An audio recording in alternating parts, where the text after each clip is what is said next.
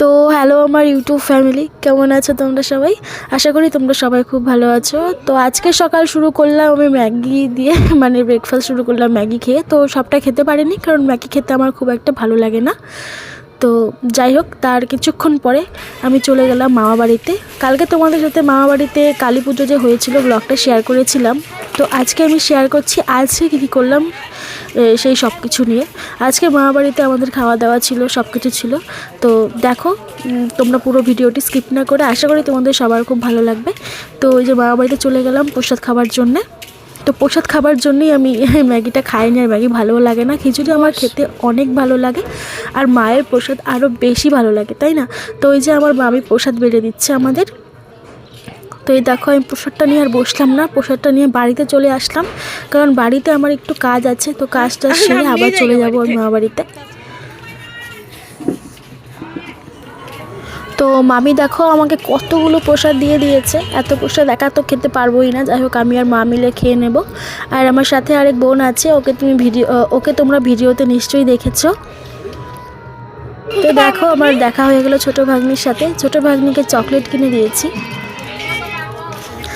কেমন করে খুলিস তুই? তো দেখো কাজ ফাজ সেরে আমি আবার চলে এসেছি মামা বাড়িতে। বারবার যাওয়া আসা হচ্ছেই আজকে। তো এখানে দেখো মা, মাসি, বৌদি সবাই রান্না করছে। মা মাসি রান্না করা হয়ে গেছে, এখন মা রান্না করবে। মানে এক একজন এক একটা পদ রান্না করেছে আর কি। তো এখন খালি মা রান্না করাটা বাকি আছে। মা এখন মাছের ঝোলটা করবে। আর এখানে দেখো আমার ভাগ্নি আর এই ছোটো পুচকিয়ে, ওর নাম রাজন্যা, খেলছে। আর আমার ভাগ্নির নাম রাজন্যা, ওর নাম হচ্ছে রাজস্বী। ওদের দুজনের মধ্যে প্রচুর মিল। ও আমার একটি ভাস্তি আর কি পাড়ার। আর আমি বাড়িতে চলে এসে মুরগিদের খাবার দিয়ে দিলাম। পরে স্নান টান সেরে পুজো সেরে মার সাথে আবারও চলে যাচ্ছি মামা বাড়িতে, কারণ দুপুরবেলা মামা বাড়িতেই ইনভাইট আছে আমাদের, আগেই বলেছি। তো এই যে দেখো খেতে বসে পড়েছি। যেহেতু আমাদের বাড়ি খুবই পাশাপাশি, সেই জন্য আর কি যাওয়া আসা লেগেই থাকে। তো বৌদি দেখো পরিবেশন করে দিচ্ছে আমাদের।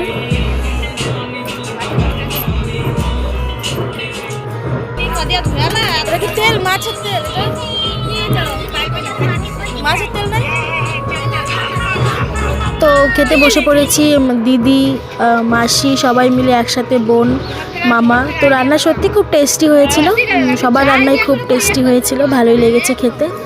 আর এখানে দেখো ছোটো ভাগ্নি কি যেন বলছে আমাকে, পাকুনি একটা। এই যে আমার বড় ভাগ্নিও চলে এসেছে, ও আবার দুপুরে কিছু খায়নি আর খিদে নেই। তো বিকালের দিকে দেখো আবার ফুচকা দেখতে পেয়ে ফুচকাও খেয়ে নিলাম। তো আমি খাইনি, আমি বাড়িতে নিয়ে এসে খেয়েছি। আর এদিকে দেখো ভাগ্নি খাচ্ছে, কি করে খাচ্ছে একবার দেখো। ভাগ্নি, বোন, ভাই ওরা সবাই খেলো। আর আমি এই যে আমার আর ভাইয়ের জন্য ফুচকাটা বাড়িতে নিয়ে আসলাম, যদিও ভাই ফুচকাটা আর খায়নি। পরে আমি খেয়েছি আর ভাগ্নি খেয়েছে। আর দেখো আমি ভাগ্নিকে ধরলাম, আমার মুখটা দেখবে কি সুন্দর করে বলে। কটা ফুচকা খেয়েছে বললাম, বলে 8টা, আসলে খেয়েছে ও 6টা। তারপরে সন্ধ্যায় দেখো মাসি বাড়ি চলে গেলাম, খালি ঘোরা। আর মাসি করে দিল চা, আর এটা কি করেছে চাপটি, যেটা খেতে সত্যি খুব টেস্টি। আর মাসির মতন চাপটিকেও করতে পারে না আমাদের বাড়িতে, খুব ভালো লাগে খেতে। তারপর বিকেলবেলা দেখো আমাদের এই চাঁদা কাটবে ওরা সবাই, তার জন্য আমাকে ডাকতে চলে এসেছে।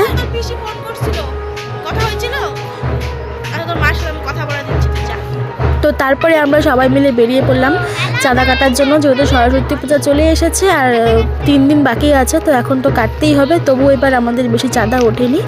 তো দেখো চাঁদা কাটতে কাটতে সন্ধ্যা হয়ে গেছে, তাই আমি ভিডিওটি এখানেই শেষ করছি। তো তোমাদের যদি ভিডিওটি ভালো লেগে থাকে অবশ্যই লাইক, কমেন্ট, সাবস্ক্রাইব করে আমার পাশে থেকো।